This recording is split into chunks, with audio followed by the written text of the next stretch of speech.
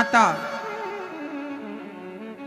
द्रौपदी के 5 बच्चों को मारा, अश्वत्थामा के सिर की मणि निकाल करके उसे विदा किया। उत्तरा के गर्भ को नष्ट करने के लिए अश्वत्थामा ने ब्रह्मास्त्र चलाया। उत्तरा शरण में आई, पाहि पाहि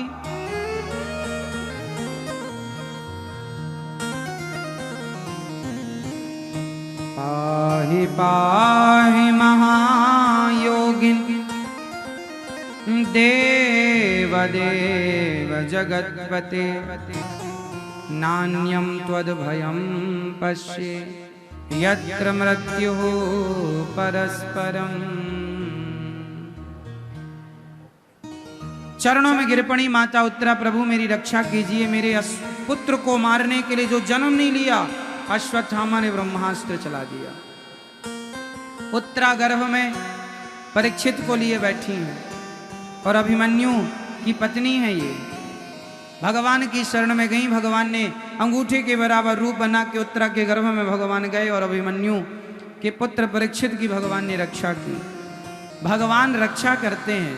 अच्छा बता, भगवान गर्भ में गए, कोई आपसे पूछे कि भगवान किसके गर्भ में गए, तो आप कहेंगे कि यशोदा के गर्भ में, देवकी के गर्भ में, या कौशल्या माँ के गर्भ में। नहीं, भगवान कौशल्या माँ के गर्भ में नहीं गए, वो तो प्रकट हुए। माता देवकी के गर्भ में नहीं गए, वो तो प्रकट हुए, भय प्रकट कृपाला। पर भगवान भक्त की रक्षा करने के लिए आज उत्तरा के गर्भ में गए हैं, परीक्षित की रक्षा करने के लिए भगवान गर्भ में गए हैं। और गर्भ में जाकर उत्तरा के गर्भ में जो बच्चा था उसकी रक्षा की सुदर्शन से, और सुदर्शन के द्वारा रक्षा की। ब्रह्मास्त्र छोड़ा था अश्वत्थामा ने, रक्षा की, बाहर आए। परीक्षित ने भगवान का दर्शन सबसे पहले गर्भ में किया था, इसलिए जन्म लेते ही उन्होंने परीक्षण किया कि जिनको गर्भ में देखा था वो कहां गए, वो कहां गए। जन्म लेते ही बच्चा रोता है, पर परीक्षित जी ने परीक्षण किया कि वो कहां गए जिसे गर्भ में देखा, इसलिए उनका नाम पड़ा परीक्षित, क्योंकि जन्म लेते ही उन्होंने परीक्षण किया, ढूंढा किसी को, इसलिए उनका नाम पड़ा परीक्षित।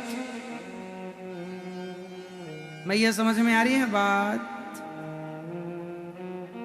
परीक्षित जी को जब जन्म हुआ, अभी अश्वत्थामा के सिर की मणि निकाली, उस अश्वत्थामा ने ब्रह्मास्त्र चलाया, उत्तरा की रक्षा की। अश्वत्थामा को भगवान ने अमर होने का वरदान दे दिया, जाओ तुमने गर्भ के बच्चे को मारना चाहा, अमर हो जाओ, तुम्हारे मणि निकालने से जो तुम्हारे सिर में दर्द है वो बना रहेगा, पर अमर रहोगे तुम। अश्वत्थामा गर्भ के बच्चों को मारना चाहते हैं, इसलिए गर्भ हत्या करना, भ्रूण हत्या करना बड़ा पाप है। किसी बच्चे को गर्भ में नहीं मारना चाहिए, भ्रूण हत्या नहीं करनी चाहिए। अश्वत्थामा को अमर कर दिया। 7 लोग अमर हैं, अश्वत्थामा, बलिर्व्यासो, हनुमानश्च, विभीषणः, कृपः, परशुरामश्च, और मार्कंडेय जी 8वें। 8 लोग अमर हैं। आज भी कहा जाता है नर्मदा के तट पर अश्वत्थामा मिलते हैं, पूरे भारत का भ्रमण करते रहते हैं वो, कभी पूर्व में, कभी पश्चिम में, कभी उत्तर, कभी दक्षिण। अमर है ना, तो रहते हैं। जैसे हनुमान जी अमर हैं। 7 लोग अमर हैं। कौन कौन? अश्वत्थामा, बलि। बलि कौन? राजा बलि, जिनके यहां वामन भगवान आए थे, वो अमर हैं।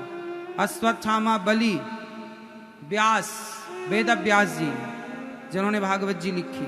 अश्वत्थामा, बलिर्व्यासो, हनुमान, हनुमान जी अमर। अश्वत्थामा, बलिर्व्यासो, अश्वत्थामा, बलिर्व्यासो, हनुमानश्च, विभीषण, विभीषण जी अमर हैं।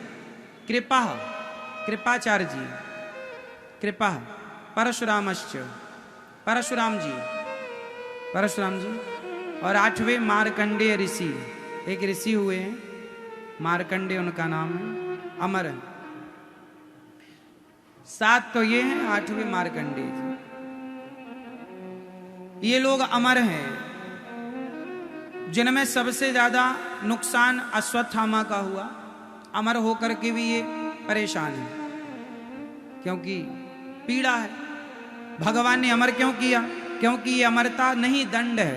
तुमने पेट में बच्चे को मारने की कोशिश की, जाओ, गलत काम किया। कुछ पाप ऐसे हैं जिनको माफ नहीं किया जा सकता, अक्षम्य है ये, इसलिए पाप करने से बचो। अश्वत्थामा के बाद भगवान